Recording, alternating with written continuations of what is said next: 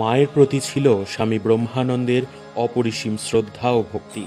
অবশ্য শ্রদ্ধা, ভক্তি প্রভৃতি কোনো শব্দ দিয়েই মহারাজের ভাবকে প্রকাশ করা যাবে না। শুধু মহারাজই বা কেন, ঠাকুরের সব ছেলেরাই মাকে যে চোখে দেখতেন তা সাধারণ মানুষের পক্ষে বোঝা সম্ভব নয়। ভাব চেপে রাখা তার পক্ষে খুব কষ্টকর হতো বলে মহারাজ মায়ের কাছে খুব কমই যেতেন। আর ওই একই কারণে মায়ের সম্পর্কে তিনি বলতেনও খুব কম। বলতে গেলেও নিজেকে সামলাতে পারতেন না। ওরা তো আর মাকে সাধারণ গুরুপত্নী হিসেবে দেখতেন না, সাক্ষাৎ জগৎ জননীকে জীবন্ত দেখতে পেতেন ওরা মায়ের মধ্যে। মহারাজ বলতেন, মা হলেন সাক্ষাৎ জগদম্বা, নরদেহে স্বয়ং ভগবতী। বলতেন ঠাকুর আর মা অভেদ। একবার মহারাজের এক ঘনিষ্ঠ ভক্ত তাকে জিজ্ঞাসা করেন, মহারাজ, যিনি রাম, যিনি কৃষ্ণ, তিনিই যদি রামকৃষ্ণ হন, তাহলে মা কে?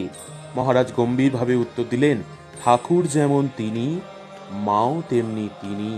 কথাটি বলেই মহারাজ এমন গম্ভীর হয়ে গেলেন যে ভক্তটির আর কোনো কিছু জিজ্ঞাসা করার সাহস হলো না। 2-3 মিনিট বসেই ত্রস্তভাবে উঠে পালিয়ে বাঁচলেন।